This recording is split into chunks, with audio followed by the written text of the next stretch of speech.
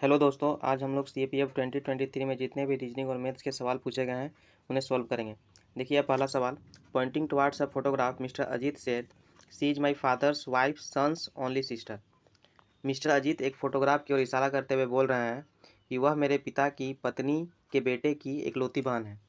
मान लेते हैं यह मिस्टर अजीत है, इनके पिता की पत्नी, पत्नी को हम दो लाइन से डिनोट करेंगे और पत्नी के बेटे, ठीक है, और इनकी इकलौती बहन, बहन को हम सिंगल लाइन से नोट करेंगे। तो बताइए कि यह जो फोटोग्राफ है वह अजीत से किस प्रकार से रिलेटेड है। तो यदि यह पत्नी के बेटे हैं तो अजीत के भी ये क्या लगेंगे, भाई। यदि भाई की बहन है तो अजीत के भी क्या होंगी, यह सिस्टर ही। इसका राइट आंसर क्या होगा, डी नंबर। नेक्स्ट आगे बढ़ते हैं। 3 circles of radius 5 centimetre each touch each other if the points of contact are P Q and R, then what is the area of the triangle P Q R in square centimetre. देखिए 3 circle है जो आपस में touch कर रही हैं, हम लोग ड्रॉ कर लेते हैं कुछ इस प्रकार से। 3 सर्कल्स हैं और इनका रेडियस दिया हुआ है 5 सेंटीमीटर। इनका रेडियस कितना दिया हुआ है, 5 सेंटीमीटर, ठीक है। यदि हम इनके सेंटर्स को मिला दें आपस में तो यह एक ट्रायंगल का फॉर्मेशन हो रहा है। देखिए उसके बाद यहाँ पर बोल रहा है कि if the points of contact, यहाँ पॉइंट्स ऑफ कॉन्टैक्ट का मतलब कि जहाँ दो सर्कल आपस में टच कर रही हैं, जैसे ये P हो गया, ये आपका Q हो गया और ये आपका R हो गया, ठीक है। यदि हम पॉइंट्स ऑफ कॉन्टैक्ट को मिलाएं तो वह एक छोटा सा ट्रायंगल का फॉर्मेशन करेगा कुछ इस प्रकार से। इसी का एरिया यहाँ पर पूछा गया है। चलिए देखिए, area of smaller triangle PQR। सबसे पहले देखिए ये जो यहाँ पर ट्रायंगल का फॉर्मेशन हो रहा है वह इक्विलेटरल ट्रायंगल का फॉर्मेशन होगा। क्यों? क्योंकि यहाँ पर 5 centimetre radius plus 5 centimetre radius कितना हो जाएगा, ये 10 सेंटीमीटर, ये भी 10 सेंटीमीटर और ये भी 10 सेंटीमीटर। तो ये क्या हो गया, एक इक्विलेटरल ट्रायंगल हो गया। अब यहाँ पर जो स्मॉल ट्रायंगल जो बन रहा है वह इसके मिड पॉइंट से बन रहा है। मिड पॉइंट क्यों बोले, क्योंकि आप यहाँ पर देख सकते हैं 5 सेंटीमीटर और 5 सेंटीमीटर इक्वल डिस्टेंस है, तो यह इसके मिड पॉइंट से बन रहा है। यदि किसी इक्विलेटरल ट्रायंगल के मिड पॉइंट से कोई ट्रायंगल का फॉर्मेशन होता है तो वह 4 बराबर ट्रायंगल में इसे बांटता है, 1 2 3 एंड 4। चलिए इसे सॉल्व करते हैं। इक्विलेटरल ट्रायंगल का फॉर्मूला क्या होता है एरिया का, √3/4 ए स्क्वायर, ठीक है। यहाँ पर √3/4 ए का वैल्यू क्या है, 10, 10 पुट करेंगे, 10 × 10। इसे कैंसिल करते हैं, 2 से 2 बार में और ये 10 5 बार में, फिर 2 से 5 बार में। यदि इसे सॉल्व किया जाए तो कितना हो जाएगा, √3 × 25। लेकिन हमें छोटे वाले ट्रायंगल का एरिया चाहिए, तो छोटे वाले ट्रायंगल का एरिया कैसे निकलेगा, तो इसे 4 से डिवाइड करेंगे। 4 से क्यों डिवाइड करें, क्योंकि यह 4 बराबर भागों में बांट रहा है, तो इसका राइट आंसर क्या हो जाएगा, बी। चलिए आगे बढ़ते हैं। देखिए the right angle triangle ABC is such that angle B 90 degree, point D picked on BC such that triangle ABC and DBA are similar, ठीक है। इफ AB ratio BC is equal to M ratio N, then what is the area of triangle ABC ratio ABD, ठीक है। सबसे पहले हम एक right angle triangle draw कर लेते हैं। यहाँ पर जो राइट एंगल है वह B पर है, तो यह कुछ इस प्रकार से होगा ABC, ठीक है। D is point on BC, मतलब कि D BC पर कोई पॉइंट है, इसे हम इस प्रकार से इसे मिला लेते हैं। और यहाँ पर दिया गया है AB रेशियो BC, मतलब AB M है और BC क्या है, N है, ठीक। अब यहाँ पर ध्यान से देखिए तो एक स्टेटमेंट यहाँ पर लिखा हुआ है, the triangle ABC and DBA are similar, मतलब कि ABC और DBA आपस में सिमिलर है। सिमिलरिटी का एक रूल है कि यदि दो ट्रायंगल आपस में सिमिलर होंगे तो उनके जो एरिया होगा वो साइड के स्क्वायर के बराबर होगा। कहने का मतलब है triangle ABC ratio triangle ABD क्या होना चाहिए, इसके साइड के स्क्वायर के बराबर। मतलब कि ABC का क्या साइड यहाँ पर M दिया है तो ये M स्क्वायर हो जाएगा, रेशियो N स्क्वायर हो जाएगा, तो इसका राइट आंसर क्या हो जाएगा, B। चलिए आगे बढ़ते हैं। देखिए on a large ground there is a straight tall vertical wall of length at 28 meter. A goat is tied to a point on the ground which at the middle of the wall using a rope. If the length of the rope is 21 meter, what is the area of region around the wall that goat can access, ठीक है। एक vertical wall है, इसकी लंबाई 28 metre दिया हुआ है, ठीक है। इसके मिड पॉइंट से एक गोट को बांधा गया है। यदि यह मिड पॉइंट है तो इधर 14 मीटर हो जाएगा और इधर भी क्या हो जाएगा, 14 मीटर, ठीक है। रोप की लंबाई कितनी है, 21 मीटर है। मान लीजिए यदि यहाँ से गोट को बांधा गया है, रोप की लंबाई 21 मीटर है, तो इधर का हिस्सा कितना हो जाएगा रोप का आपका 7 मीटर, क्योंकि 14 + 7 कितना हो जाएगा 21। ठीक है। अब देखिए यहाँ पर बोला जा रहा है कि आपको गोट कितने एरिया को एक्सेस कर रहा है वो निकालना है। तो यदि यहाँ से गोट को बांधा गया है तो ये वाला एरिया यहाँ से एक्सेस करेगा इतनी दूर का, क्यों, क्योंकि यहाँ पर तो वॉल नहीं है। उसके बाद ये आपका यहाँ से एक सेमी सर्कल और यहाँ तक का एरिया वो एक्सेस कर पाएगा, क्योंकि यहाँ पर भी आपका वॉल नहीं है। तो एक बड़ा सा सेमी सर्कल और दो छोटे सेमी सर्कल का यदि हम एरिया निकाल लें तो हमें पता चल जाएगा कि वो कितना एरिया को एक्सेस कर सकता है। देखिए एरिया ऑफ सर्कल क्या होता है πr², और सेमी सर्कल क्या हो जाएगा πr²/2। यहाँ पाई का वैल्यू 22/7 ले लेंगे, πr²। यहाँ पर r का वैल्यू क्या है 21। ठीक है, 21 × 21 / 2 प्लस 2 सेमी सर्कल। ये दोनों सेमी सर्कल को यदि हम ऐड करते हैं तो यह एक सर्कल का फॉर्मेशन करेगा। तो क्या हो जाएगा πr², मतलब 22/7 × 7 × 7। ठीक है, यदि हम इसे सॉल्व करते हैं तो हमारा आंसर आ जाएगा। चलिए आगे बढ़ते हैं। देखिए a rectangular wall is divided into 4 squares of equal size. There are 2 rows each having 2 squares. The top left square is colored with green. ठीक है, if including green there are 3 colors available and each square is colored using any one of these colors such that no 2 adjacent squares get painted, ठीक है, with the same color. Then how many color combination are possible? चलिए देखिए एक rectangle है, उसको 4 squares में बांटा गया है। लेफ्ट यहाँ पर लिखा गया है the top left square is colour with green. Top left square को हम ग्रीन कलर से कलर करते हैं। ठीक है, और बाकी के जो बॉक्स हैं उसे हमें 2 अलग कलर से कलर करना है। तो 3 कलर हम यहाँ पर अपने मन से मान लेते हैं, जैसे कि हो गया ग्रीन, ब्लू एंड रेड। ठीक है, ग्रीन, ब्लू एंड रेड। और इसमें एक कंडीशन है कि 2 कलर आपस में एडजेसेंट नहीं होना चाहिए, मतलब कि यदि यहाँ पर ग्रीन है तो इस बॉक्स में ग्रीन नहीं होना चाहिए, इस बॉक्स में ग्रीन नहीं होना चाहिए। ठीक है, देखिए कितना कॉम्बिनेशन बनता है। यदि लेफ्ट को यदि मतलब टॉप लेफ्ट को यदि हम ग्रीन लेते हैं, इसको आप मान लीजिए रेड, यहाँ पर ब्लू और यहाँ पर भी रेड। कोई भी कलर आपस में एडजेसेंट मतलब सेम कलर नहीं है। उसी प्रकार से यहाँ पर यदि ग्रीन है, यहाँ पर हम रेड लेते हैं, यहाँ पर हम ग्रीन ले सकते हैं और यहाँ पर भी रेड। ठीक है, ये भी एक कॉम्बिनेशन बना रहा है। उसके बाद देखिए यहाँ पर ग्रीन रहने दीजिए, रेड यहाँ पर अगर ग्रीन रहेगा और यहाँ पर ब्लू। ठीक है, ये भी एक कॉम्बिनेशन बना रहा है आपका, जिसमें कोई भी कलर एडजस्टेंट नहीं है, मतलब एक साथ नहीं है। फिर से देखिए ग्रीन रहने दीजिए, यहाँ पर हम लोग ब्लू ले लेते हैं, सॉरी ब्लू ले लेते हैं, यहाँ पर रेड और यहाँ पर भी ब्लू। ठीक है, ये भी एक कॉम्बिनेशन बना रहा है जहाँ पर एडजेसेंट साइड आपका सेम नहीं है। उसी प्रकार से यहाँ ग्रीन, यहाँ पर ब्लू, यहाँ पर ग्रीन और यहाँ पर भी ब्लू ले लेते हैं। फिर देखिए ग्रीन, ब्लू, ग्रीन एंड यहाँ पर रेड। तो ये कितना कॉम्बिनेशन बना रहा है 6 कॉम्बिनेशन बना रहा है। तो हमारा राइट आंसर क्या हो जाएगा 6। चलिए आगे बढ़ते हैं। देखिए a car takes 1 hour more than car B which travels at a speed of 60 km/h। ठीक है, to cover a some fix distance if a car A had double its speed it could cover the distance in 1 hour less time than B. ठीक है, at 60 km/h। What is the original speed of car in km/h? देखिए हमें पता है distance by speed equal to time होता है। Distance by speed क्या होता है टाइम।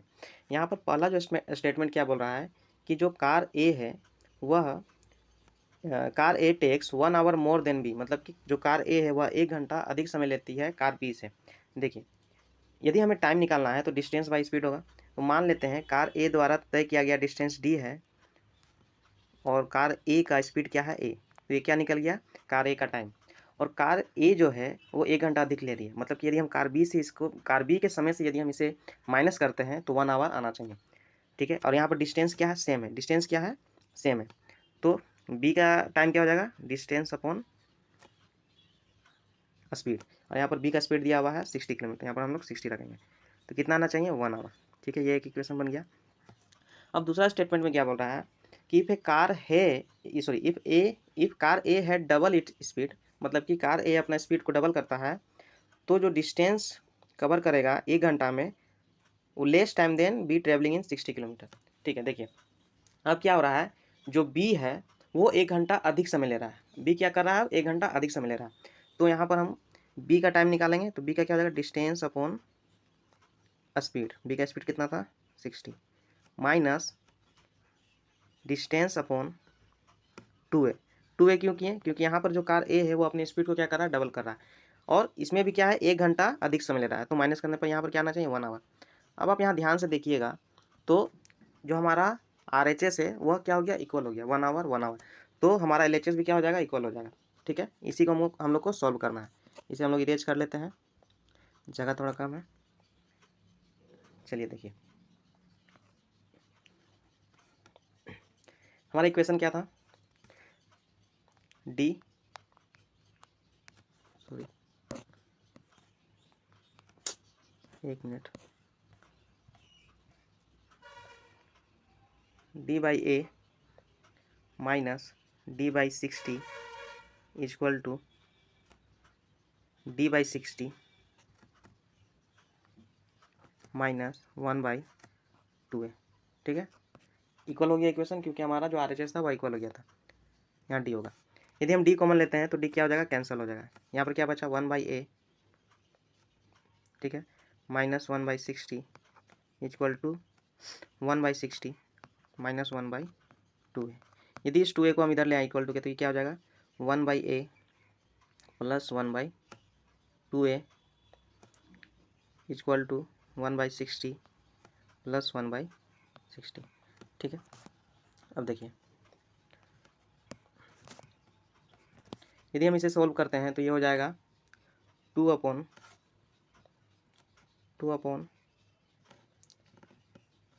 इसे इस कैल्शियम क्या हो जाएगा, a और 2a का 2a 2/2a बराबर 60 का एलसीएम क्या हो जाएगा 60, और ऊपर ऐड करेंगे तो आपका हो जाएगा 1 + 1 2, तो 2/60 क्या हो जाएगा 1/30 1/30। देखिए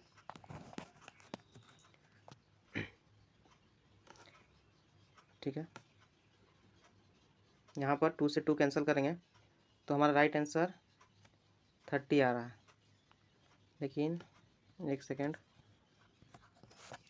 देखिए, यहाँ 2 नहीं होगा, यहाँ पर आपका 3 होगा, क्योंकि एलसीएम आपका 2 है। यहाँ हम 2 से इंटू करेंगे तो ऊपर भी कितना से इंटू करेंगे 2, तो 2 + 1 कितना हो जाएगा 3, तो 2 से इसे हम कैंसिल करेंगे 15 बार में, और 15 3 या कितना हो जाएगा 45, तो ए का वैल्यू क्या आ जाएगा आपका 45। ठीक है, कौन सा ऑप्शन होगा, ऑप्शन नंबर सी। चलिए आगे बढ़ते हैं। देखिए suppose A, B and C are 3 taps fixed to the bottom of the tank with draining capacity 1:2:3. When all the 3 of them are on, it takes 1 hour to drain out of the full tank. If A and C are on but B is off, then how much time in minutes will take to empty out a full tank of water? ठीक है, A, B और C का capacity दिया हुआ है। चलिए लिख लेते हैं, A, B एंड C कितना कैपेसिटी है 1:2:3। कैपेसिटी करने का मतलब कि यह एफिशिएंसी दिया हुआ है। क्या दिया हुआ है, एफिशिएंसी। यदि हम यहाँ से टोटल एफिशिएंसी निकालें तो टोटल एफिशिएंसी हो जाएगा 6। ठीक है, और हमें पता है कि टोटल वर्क जो है वह एफिशिएंसी इनटू टाइम होता है, एफिशिएंसी इनटू टाइम। एफिशिएंसी हमें पता है 6 है, और टाइम कितना दिया हुआ है यहाँ पर 1 आवर।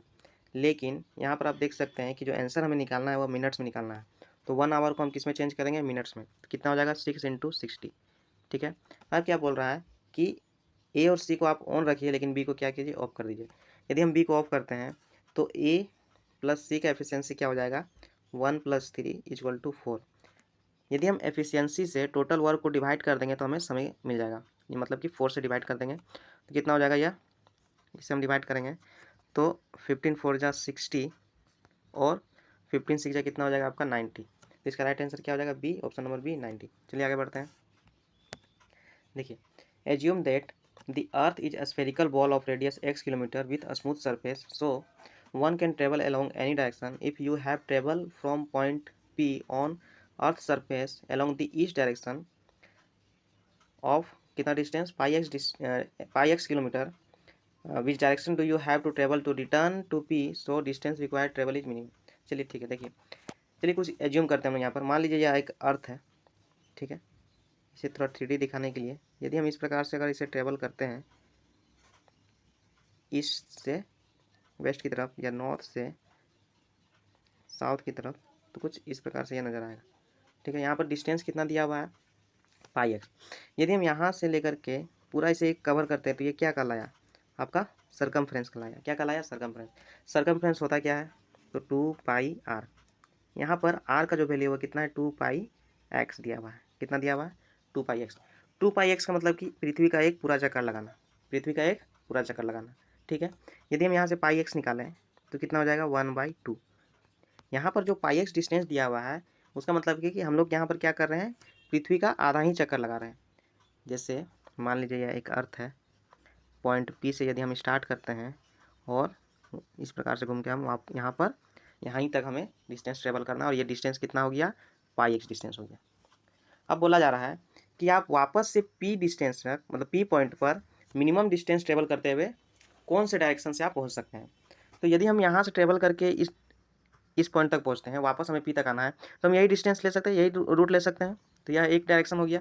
या फिर हम यहाँ से भी ट्रेवल करके आ सकते हैं, या हम नॉर्थ डायरेक्शन से ट्रेवल करके आ सकते हैं, या फिर साउथ डायरेक्शन से भी ट्रेवल करके आ सकते हैं, है कि नहीं। किधर भी किसी भी डायरेक्शन से हम ट्रेवल करके आएंगे हमें उतना ही डिस्टेंस ट्रेवल करना पड़ेगा।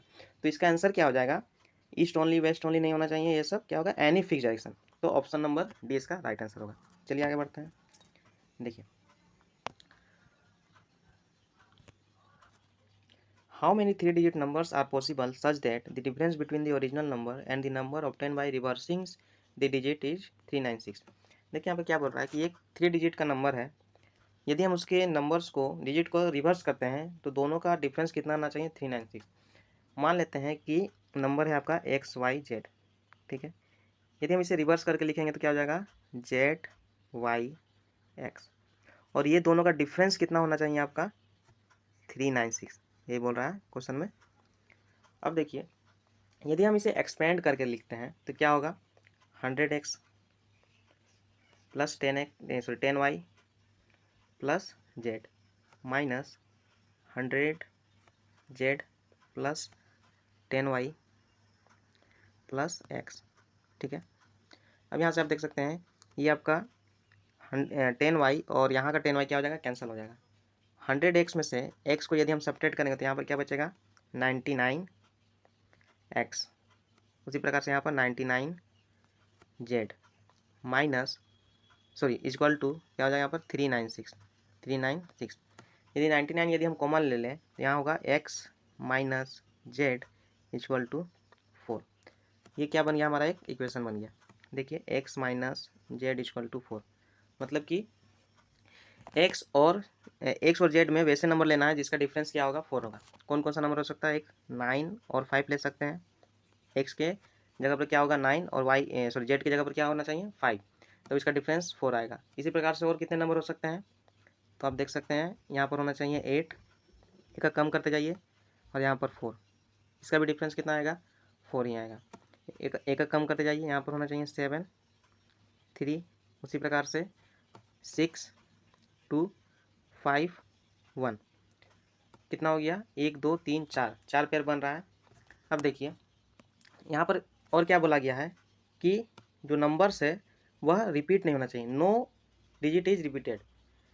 समझिए, मान लीजिए यदि हम ये नंबर लेते हैं 9-5, यहाँ पर हम लोग को क्या लेना था, 3 डिजिट नंबर लेना था, और यहाँ पर क्या है, x और z का वैल्यू हमें पता चल गया है कि यही होगा, लेकिन y का वैल्यू हमें फिक्स नहीं है। तो y कौन सा नंबर होगा यहाँ पर, y हम 0 से लेकर के 9 के बीच में कोई भी डिजिट ले सकते हैं। ठीक है, हम यहाँ पर 1 लेकर के चलते हैं। अब क्या बोला गया, इसको रिवर्स कीजिए, 5 1 9, यदि इसका डिफरेंस लेंगे तो कितना आएगा, 396, है ना। यही क्वेश्चन बोला गया है, लेकिन यहाँ ध्यान देने वाला बात है कि यहाँ नंबर को रिपीट नहीं करना है। मतलब कि आप यहाँ पर 9 नहीं ले सकते हैं क्योंकि रिपीटेशन हो जाएगा, यहाँ पर आप 5 भी नहीं ले सकते हैं। तो 0 से लेकर के 9 तक कितने डिजिट होते हैं, 10 डिजिट।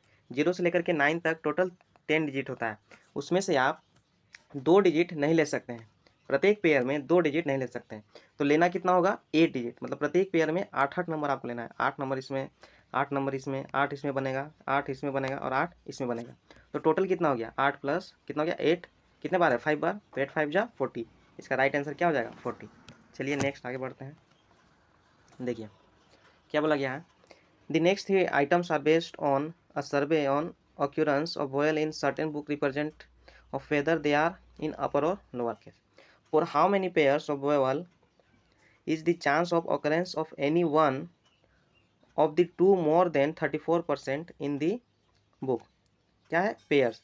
पेयर्स करने का मतलब कि जैसे ए का ई के साथ, ए का आई के साथ, ए का ओ के साथ और ए का यू के साथ पेयर बनाना है। ठीक है, चलिए देखिए, और इसमें क्या बोला गया है, if sorry of any one of two more than 34%। ठीक है, उसमें से जो एक आपका वोवल होगा वह 34% से ज़्यादा होना चाहिए। तो 34% से ज़्यादा इसमें से कौन सा वोवल है, ई है। ई के साथ कौन कौन सा पेयर बना सकते हैं हम, ई के साथ आई का पेयर बना सकते हैं, ई के साथ ओ का पेयर बना सकते हैं, ई के साथ यू का पेयर बना सकते हैं, और ई के साथ हम ए का भी पेयर बना सकते हैं। यहाँ पर जो हमारा ई है वो तो 34% से ज़्यादा होगा, है कि नहीं, 34% से ज़्यादा होना चाहिए, है ना। देखिए यहाँ पर बोला गया है कि any one of the two more than 34% in the book. तो यहाँ पर कितने पेयर बन रहे हैं, 1 2 3 4, 4 पेयर बन रहे हैं, तो इसका राइट आंसर क्या हो जाएगा 4। चलिए आगे बढ़ते हैं। देखिए, among the three vowels which occurs minimum number of times, what is the percentage of occurrence of the letter that occurs maximum number of times amongst them?